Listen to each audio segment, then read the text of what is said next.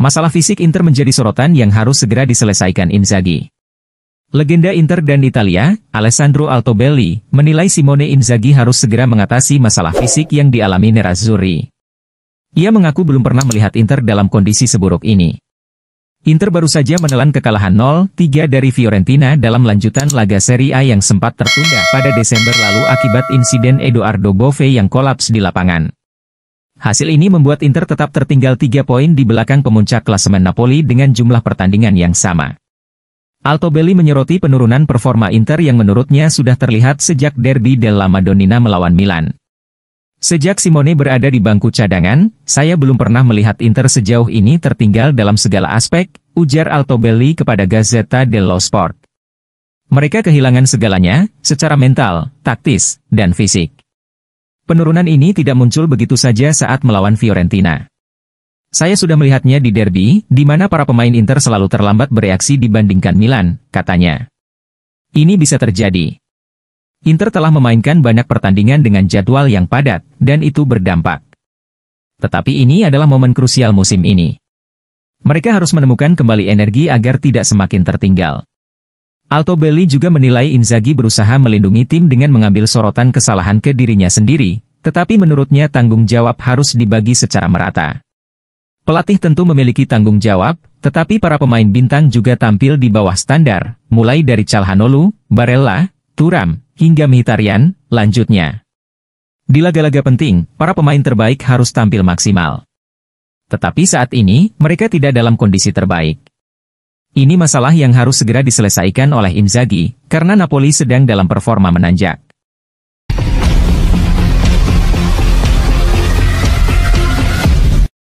Milan masih berminat permanenkan Tammy Abraham di musim panas. Penampilan Tammy Abraham tidak luput dari perhatian para direktur AC Milan. Pihak klub saat ini mulai pertimbangkan untuk mempermanenkannya. Mantan penyerang Chelsea ini mencatatkan namanya di papan skor dalam keempat kompetisi yang diikutinya sejak pindah ke San Siro dengan status pinjaman musim panas lalu, dan membuktikan dirinya sebagai opsi pelapis yang andal di lini depan. Statusnya diperkirakan tidak akan berubah dalam beberapa bulan mendatang, karena klub telah melakukan investasi besar untuk merekrut Santiago Gimenez dari Feyenoord guna memberi pelatih Sergio Conceição target man baru. Namun pihak klub juga masih merasa pemain asal Inggris tersebut masih bisa menjadi penyerang pilihan kedua yang ideal di San Siro. Menurut calciomercato.com, AC Milan mungkin mendekati AS Roma untuk membahas kesepakatan permanen bagi Tammy Abraham di akhir musim, meski pemain tersebut perlu mengurangi gajinya saat ini sebesar 6 juta euro per tahun. Selain itu, kecil kemungkinan Rossoneri akan melepas Alexis Saelemaekers, yang saat ini dipinjamkan ke Stadio Olimpico, karena Conceição dikabarkan menilai tinggi pemain sayap Belgia itu dan ingin merekrutnya kembali musim depan. Abraham telah mencetak 8 gol dan 5 assist dalam 29 penampilan di semua kompetisi. Di sisa musim ini, kehadiran Gimenez akan membuat persaingan di lini depan Rossoneri semakin panas, membuat semua pemain terus berusaha terus meningkatkan kemampuannya di lapangan.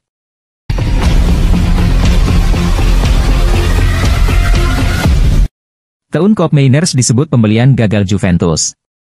Analis sepak bola Italia, Alfredo Pedulla, menyebut tahun Koopmeiners telah gagal memenuhi ekspektasi Juventus sejak kepindahannya dari Atalanta. Tahun Koopmeiners sempat menjadi salah satu gelandang terbaik Serie A musim lalu saat masih membela Atalanta. Performa gemilangnya, terutama saat melawan Juventus, menarik perhatian beberapa klub top Eropa.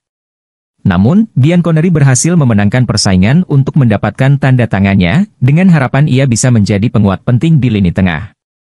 Koopmeiners memainkan peran kunci dalam kesuksesan Atalanta di Liga Eropa, membantu timnya meraih trofi dan mengukuhkan reputasinya sebagai gelandang papan atas. Kemampuannya mengontrol lini tengah, mencetak gol, dan mengatur tempo permainan membuatnya menjadi incaran banyak klub.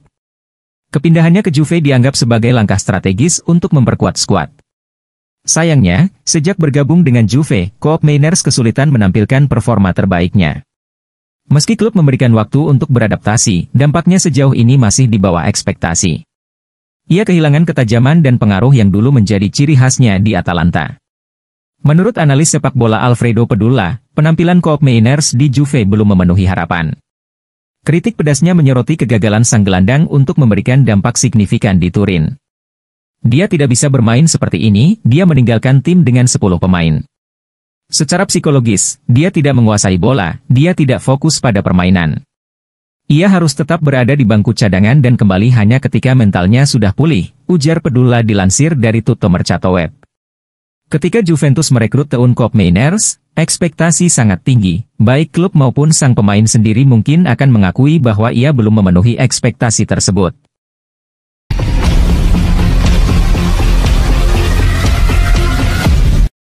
Rizky Ridho di Liga Italia, bakal dibayar tunai bos Jarum.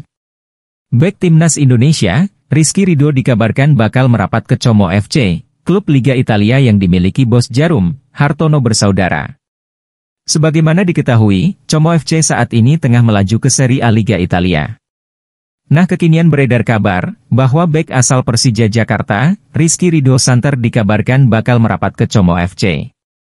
Pemain muda yang kerap membela timnas Indonesia itu dianggap sebagai solusi tepat krisis bek di Como 1907, milik bos Jarum, Hartono bersaudara. Isu Rizky Ridho dikaitkan dengan Como FC pada Liga Italia mencuat di media sosial hingga ramai diperbincangkan banyak pihak. Namun demikian, rumor transfer Rizky Ridho ke Como 1907 disebut belum menjadi pembicaraan serius skuad asuhan Cesc Fabregas itu. Di sisi lain, kontrak Rizky Ridho dengan Persija Jakarta yang juga masih menyisakan waktu cukup lama hingga 2026 mendatang.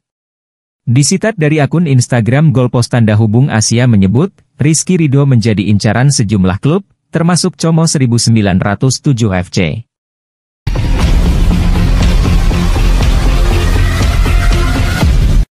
Antonio Conte mengatakan Inter bukan favorit akan menjadi penghinaan. Dalam konferensi pers hari ini, pelatih Napoli, Antonio Conte, turut menanggapi kekalahan Inter dari Fiorentina pada Jumat dini hari lalu. Meski demikian, Conte menegaskan bahwa fokus utama timnya adalah perjalanan mereka sendiri, bukan hasil yang diraih oleh tim lain. Saya selalu mengatakan kepada para pemain saya untuk melihat diri sendiri. Kami harus memikirkan perjalanan kami, bukan apa yang dilakukan orang lain. Besok akan menjadi pertandingan yang sulit, ujar Conte. Kami tetap membumi, tidak ingin mengambil risiko karena menjadi terlalu percaya diri. Kami harus tetap fokus dan menjalani perjalanan ini dengan serius. Ini adalah perjalanan yang dimulai sejak Juli, dan kami tidak tahu di mana akan berakhir, jadi nikmati saja, tambahnya. Ketika ditanya apakah tekanan lebih besar ada pada Napoli atau Inter, Conte menilai bahwa timnya sudah terbiasa menghadapi tekanan sepanjang musim. Kami sudah sering berada di puncak klasemen. Tidak bisa dikatakan bahwa kami terbiasa, tapi kami punya pengalaman dalam situasi ini, jelasnya. Selain itu, Conte juga memberikan penghormatan kepada Inter, menegaskan bahwa tim asuhan Simone Inzaghi adalah klub besar yang selalu berambisi untuk meraih kemenangan di setiap kompetisi. Inter adalah tim hebat, mereka sudah memenangkan Scudetto, mencapai final Liga Champions, dan lolos dengan mudah musim ini. Mengatakan mereka bukan favorit akan menjadi penghinaan. Mereka adalah klub bersejarah yang selalu bersaing untuk menang. Jadi, lebih baik kami fokus pada diri sendiri, tetap berkonsentrasi, dan menjalani perjalanan ini dengan baik, tutup Conte.